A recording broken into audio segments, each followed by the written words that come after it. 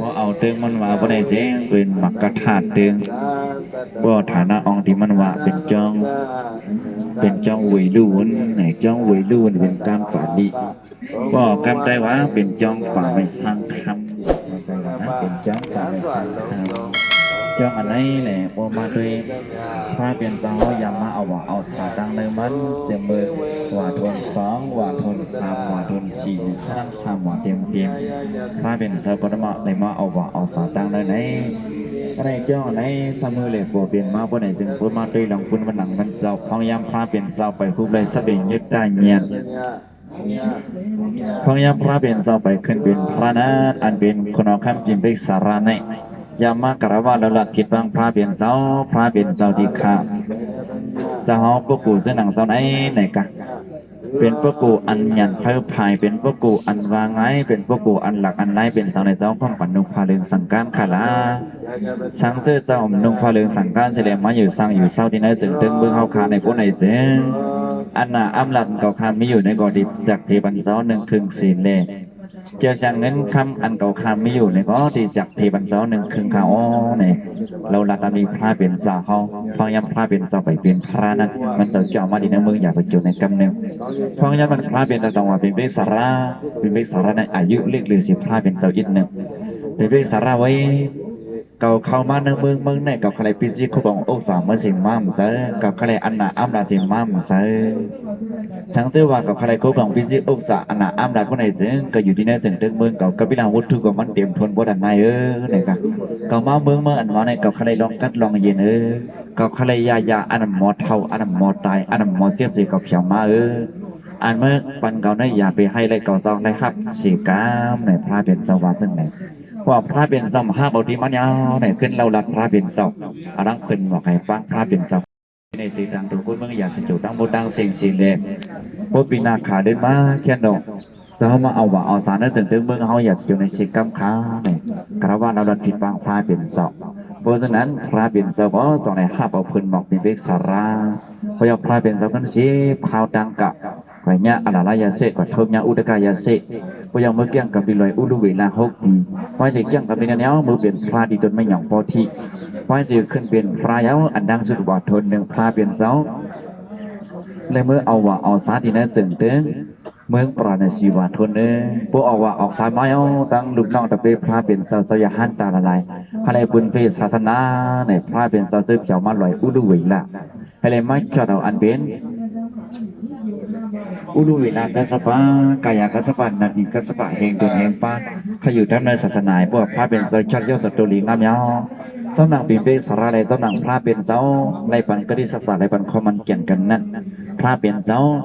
ห้องเอาลูกน้องตะเปมันเสาตาเฮงปะให้เลยฉิบข่าวดังมาส่งมาที่ไหนก็ในพวกฉิบข่าวดังมาที่ไหนเอาในคนเอาคำปิ่นเบสระไหนมันเสาย้อนซูมาอกวนมันเสาย้อนซูมาตาเสมี5 ข้อเขาย้อนซูมันเสาในกะ5 ข้อนั้นเป็นอย่างละหมายหนึ่งมันเสาย้อนซูว่าพวกมือน่ะขาเล่นมาให้ขาวอะไรเป็นก้นหลงผู้อุปปึงวันเมืองหมักคราในเสียงกำค้าในข้อหมายหนึ่งย้อนซูมันเสาก็ในข้อหมาย2 3เนี่ยเหมือนจะนั่งพวกกูอันทอดอันเมียจะนั่งพระเป็นเสาในเขียนดอกให้จอมาในสิ่งเดิงเมืองเฮาให้เสียมาเอาว่าเอาสารในเมืองอยากอยู่ในเสียงกำค้าในอันนี้เป็นข้อหมาย2ก็ในข้อหมาย3อะไรอยู่หินสัมพระเป็นเสาอะไรอยู่ซ้ำเสด็จไว้สาพระเป็นเสาปูสองมูซาพระเป็นเสาเนี่ยมันยันซึกก็ในข้อหมาย4 3เนี่ยอะไรต้องถ่อมเย็นทำตราพระเป็นเสาเนี่ยวะข้อหมาย5 3ตรานพระเป็นเสาข้อกว่าอันมันเลยถ่อมมันแค่ดอกอะไรป่องใส่เชกาเนี่ยมันจะยันซึ5 ข้อลงอันไหนอันเบนเป็นเบกสาระเนี่ยก็ได้ว่ามาด้วยเป็นเบกสาระย้อนสุดดีเลยว่ะเทียมทนที่เดียวว่าย้อนสุดหมายหนึ่งให้ได้เป็นก้นลงเนี่ยเป็นก้นลงผู้ปึงเมืองหมักกระทาตึงเนี่ยเป็นก้นลงเมืองเนี่ยจะได้ว่าย้อนสุดเทียมทนหมายหนึ่งก็ได้หมาย2 รู้เนี่ยซึ่งหนังอันพวกกูอันลีปูซอมูซาอันลีไวสานะมันจึงพระเป็นซ้ำอันลีปูซอมูซาเป็นพวกกูอันทอดอันเมียนมันก็เลยปูซอมูซายาวในข้อหมาย2ย้อนสุดเทียมทนกายยาวก็ในข้อหมาย3 ย้อนสู่อะไรอยู่หิมสัมเสด็จไว้สาพระเป็นเสาเนี่ยว่าพระเป็นเสาสองจอมมาในสิ่งตึงเมืองเขาสิเลก มันเสาก็เลยอยู่เยี่ยมจำสิเลยใบสาพระเป็นเสาของไม้สามยันคือเตรียมทวนไม้สีถ้ามันใครทำตราพระเป็นเสาเนี่ยดีในพระเป็นเสาโคตรอันว่าคันดีประมังตะโพดีเตขาเนี่ยแต่เลยว่าย้อนสุดเตรียมทวนเตะเป็นเบกสาราก็ก็ใน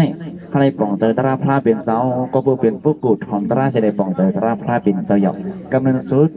นอนเพกว่าแล้วบุรับตาการเนี่ยก็เลยเป็นสปอร์ตปันเลยเป็นอริยะเขากว่าสาเขากว่าเนี่ยก็แต่เลยว่าย้อนสุมันหาในเตรียมทวนเนี่ยในการเป็นเบกสารย้อนสุมาดังหมดดังสีในอันใหม่ดังสุดมันเลยเฮ็ดดีอันมันจะเลยเฮ็ดการดีกุศลเลยเอาส่วนหนังวงข้ามันเสด็จถึงการพาเปลี่ยนเสาไหนเป็นปอกอันตั้งสุดยาวเลยเฮ็ดการดีกุศลในจ้องหลังอันในเสาด่านนั้นมันเป็นคนเอาคำผิดเบกสาระคำเสียงเงินเสียงจองเสียงแหลกเอาส่วนหนังวงข้ามันเสาดูด้านพาเปลี่ยนเสาด้วยการมือปันพระเป็นสาวได้ก็มันก็ใจจ้องป่าอุดป่าสาวมันก็ใจจ้องไม่อุดไม่สาวนอนคือกันใครที่จะบอกว่าเป็นจ้องป่าไม่สร้างเสร็จแล้วเอามาซับกันในแหล่เหตุการณ์มึงก็เอาไม่สร้างวงไว้สื่อก็ไม่สร้างสื่อการก็เอาจ้องไม่สร้างในกลางหนักไว้